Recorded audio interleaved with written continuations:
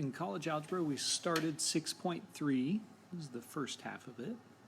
And it is pretty simple. You just do some elementary operations with matrices. First off, if they ask for the order, they're asking how many rows, how many columns. So we have, or let's say there are 2 rows, because rows go sideways, and there are 3 columns because columns go up and down. Now when they ask for the order, they are asking you to write rows by columns. So you should write it like this. Let's try that again. 2 by 3. When you see them ask for a specific value in the matrix by writing, for example, A23, they're asking row and column. So when they type A23, the 2 is referring to row number 2, and the 3 is referring to column 3. So it's always, the first number is the row number and the second number is the column number. So A23 means we are looking at row 2 and column 3, which means we are talking about -1/5. So that means A12 is looking at the first row and the second column, which is a 2. Right there. Hopefully that makes sense.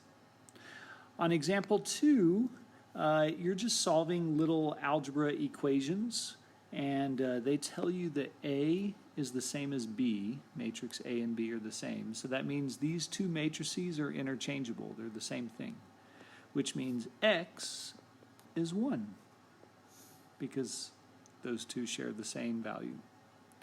Y plus 1 is 5, which means Y is 4. And the last one, Z is 3. All right.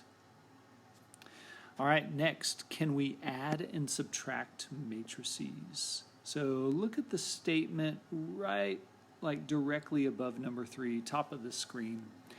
If they're of the same order, you can add them, you can subtract them. So for example, you can't add and subtract these 2 matrices because one has 3 columns, the other has 2. It's just impossible. Can't be done. But on example 3a, I see a 2 by 3 and a 2 by 3. You can add those. So we would go 0 plus -2, 5 plus 3, 3 plus 5, -2 plus 7, 6 plus -9, right about -9, -8 plus 6. So we end up with -2, 8, 8, 5, -3, and -2. Hopefully that's very straightforward and made sense. On the next one, we're subtracting that second matrix from the first matrix, so be really careful with your signs. If you have a double negative, you need to flip it to plus. So right off the bat, we get a double negative. This one is 7 minus 6, 2 minus 0, and -3 minus -4. So if I were you, I would show the work because that'll help you not mess up. -6 plus 5 gives us -1. 7 minus 6 is 1. 2 minus 0 is 2. And -3 plus 4 is 1. All right, last one. We're allowed to multiply a value times the matrix, and it's kind of like a number outside of parentheses. So when you're writing your notes, make sure you start far to the left because we have very little room on this. If I go -5 times matrix B, then I like to write it like this. I make sure I use my brackets. I've been kind of lazy with the brackets, but when I'm multiplying, I make sure to use them.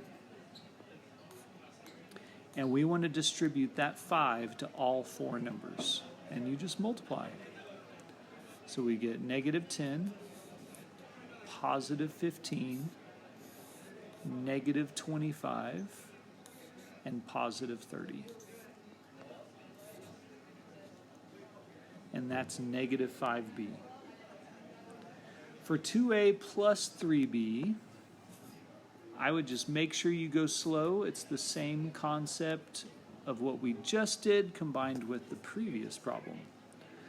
So we're going to go 2 times matrix A, which is -1, 4, 3, 0, plus 3 times matrix B, which is 2, -3, 5, and -6.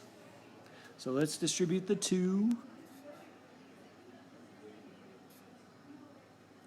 Distribute the 2 to the 4.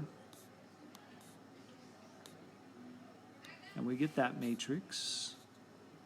Let's distribute the 3.